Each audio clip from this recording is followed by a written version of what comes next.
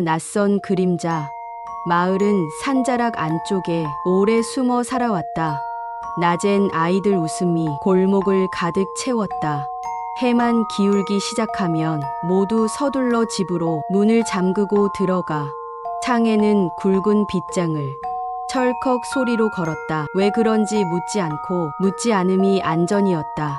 그날 밤 창문 위로 길고 낯선 그림자가 움직이지도 않은 채 집 안을 눌러보았다. 그림자 속 깊은 데서 붉은 빛 두 점이 떴다. 개가 울다 멎었고 공기만 차게 식었다. 가장은 숨을 아끼며 문을 더 꼭 닫았다. 닫힌 문이 준 것은 안전이 아닌 침묵. 침묵은 더 두터워져 밤을 길게 늘렸다. 새벽이 가까워지자 마당은 젖어 있었고 달장 안은 텅 비었다. 깃털 하나 남지 않았다. 클바닥 얼룩만 남아 붉게 스며 있었다. 사람들은 눈을 피하고 짧게 한마디 건넸다. 오래된 금기가 다시 돌아온 듯하다고 했다. 창문 밖 손자국. 이튿날 유리 위에는 붉은 손자국이 생겼다. 닦으면 지워지는 듯. 새벽이면 또 있었다. 손가락 모양은 길고 끝은 칼날 같아섰다. 자국은 안쪽을 향해 조금씩 더 파고들었다. 밤이면 긁는 소리가 방에 숨을 헤집었다. 주인은 잠들지 못해 촛불만 짧아졌다. 낮에도 희미한 선이 유리 속에 남아섰다. 닦을수록 진해지는 증거 같은 문이었다. 이웃은 입을 다문 채 예전 이야기를 떠올렸다. 문이 막히면 창으로, 창이 막히면 틈으로, 틈이 없으면 꿈으로 그들은 들어온다 했다. 사람들은 커튼 아래서 숨만 길게 쉬어냈다. 숨은 얇고 길어질수록 더 선명히 들렸다. 마을의 금기. 노인은 촛불을 멀리해 얼굴을 그림자에 두었다. 여기 사람들의 규칙은 밤에 묻지 않는 일이라. 낮엔 흙 속에서 자고 밤엔 땅을 밀고 나오는 피를 마시는 자들이 오래전 여길 스쳤다. 문과 창을 열어두면 돌아오지 못한다 했다. 규칙의 처음은 잊혔고 증거만 오늘을 버틴다. 바람이 문틈을 핥자 누군가 등골이 식었다. 사람들은 잠깐 침묵해 자신의 숨을 확인했다. 늦게 배운 약속들은 항상 늦게서야 온다. 그날도 모두 일어나 느리게 집으로 돌아갔다. 서두르면 소리가 나고 소리는 길을 남긴다. 차와 사라진 여인. 그녀는 매일 저녁마다 창문 틈을 살폈었다. 손끝으로 차가움을 확인하는 의식이었다. 그날 작은 고리 하나 올리지 못한 채 지나갔다. 빈틈은 늘 사후에야 이름을 얻곤 했다. 한밤 유리가 떨리며 실금 같은 소리를 냈다. 천장 어둠 틈 사이로 또 다른 어둠이 흘렀다. 바람도 없는데 커튼이 아주 천천히 들썩였다. 몸은 이불에 묶인 듯 가벼워지지 못했다. 공기엔 오래된 흙과 눅눅한 피 냄새 섞였다. 아침이 오자 이불엔 두 점의 자리가 남았다. 그 사이 어두운 얼룩이 천천히 번져나갔다. 방은 정돈돼 있었고 흔적은 이상할 만큼 없었다. 사라졌다는 사실만이 조용히 자리를 지켰다. 오화피에 젖은 흙, 안개가 거친 뒤에야 묘지의 흙이 뒤집혔다. 밖에서 판 자국 아닌 안에서 밀어 올린 모습. 젖은 흙은 어둡게 붉고 관속은 비어 있었다. 빈자리에 침묵만이 사람들 어깨를 눌렀다. 밤이 내릴 때마다 젖은 발자국이 생겼다. 발은 사람과 닮았지만 걸음은 규칙적이지 않았다. 간격은 돌연 길어지고 어느 대목은 사라졌다. 사라진 자국은 떠오름, 혹은 보이지 않는 발판.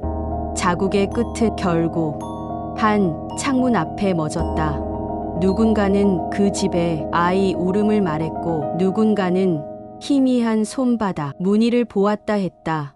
말들이 겹칠수록 더욱 공포는 몸집을 키웠다. 다음 날도 그 다음 날도 흙은 다시 뒤집혔다. 문 두드림. 한밤에 노크는 먼저 공기를 두드리고 온다. 떨림이 몸속을 지나 늦게 귀에 도착한다. 그 밤 집 하나에서 불규칙한 두드림이 났다. 안쪽에 숨들이 모여 문을 끌어안고 섰다. 낯익은 이름 부르는 목소리가 문틈에 맺혔다. 이름은 사람의 발걸음을 쉬이 돌려 세우곤 한다. 그러나 문은 열리지 않고 시간만 서서히 늘었다. 바깥의 소리는 단단한 간청으로 변해갔다. 간청은 약한 지점을 정확히 찾아 들어왔다. 새벽이 오자 문틀엔 깊고 길게 긁힘이 남았다.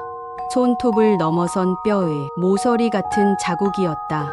2번 걸어 둔 빗장도 불안은 지우지 못했다. 핏빛 달이 붉게 떠오른 밤, 빛은 색과 온도를 바꿨다. 유리의 경계가 흐려져 안과 밖이 섞여갔다. 비명은 한 곳이 아니라 여러 곳에서 동시에 솟았다. 동시는 도움을 막고 각자의 밤을 고립시켰다. 집집마다의 냄새와 기울기가 낯설어졌다.